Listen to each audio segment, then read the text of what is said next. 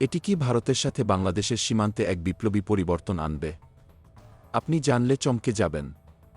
আপনার সামনে এমন এক মুহূর্ত আসছে যা ভারত-বাংলাদেশ সীমান্ত সম্পর্ককে পুরোপুরি বদলে দেবে। সীমান্ত নিয়ে চলমান আলোচনা আগামীতে একটি মারাত্মক পরিবর্তন আনবে, যা ভারত এবং বাংলাদেশের সম্পর্কের নতুন অধ্যায় খুলে দিতে পারে। স্বরাষ্ট্র উপদেষ্টা lieutenant general of. Jahangir Alam Chowdhury ঘোষণা করেছেন যে আওয়ামী লীগ সরকারের আমলে ভারতের সাথে সম্পাদিত সমস্ত অসম চুক্তির পুনর্মূল্যায়ন হবে। এতে সীমান্ত সম্পর্কের ভেতরে এমন পরিবর্তন আসবে যা দুই দেশের সম্পর্ককে নতুন মোড়ে নিয়ে যাবে। এবার আসুন সীমান্তের গা শিউরে দেওয়া কিছু খবর শোনা যাক। ভারতীয়রা সীমান্তে মাদক তৈরি করে আমাদের দেশে পাঠাচ্ছে। ফেন্সিডিল, যা ওষুধ নামে পরিচিত, সেটি আসলে একটি মারাত্মক মাদক। এই ভয়ানক চক্র রুখতে কঠোর পদক্ষেপ নিতে চলেছে বাংলাদেশ, যা সীমান্তের নিরাপত্তাকে আগের চেয়ে আরও কয়েক গুণ শক্তিশালী করবে।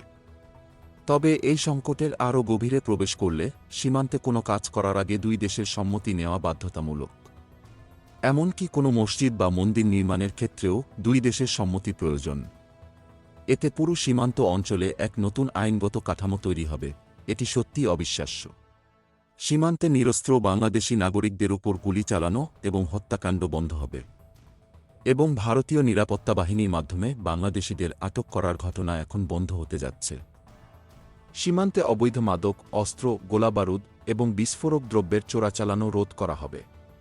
এই কঠোর পদক্ষেপগুলো বাংলাদেশকে এক নতুন নিরাপত্তা জাল এনে দেবে, যা সীমান্ত অঞ্চলের জন্য রক্ষাকবচ হতে চলেছে, এবং আরও এক দুঃসাহসিক উদ্যোগ।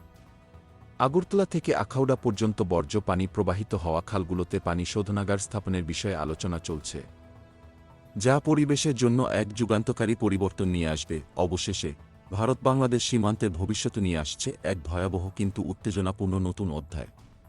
আপনি কি এই পরিবর্তন দেখতে প্রস্তুত?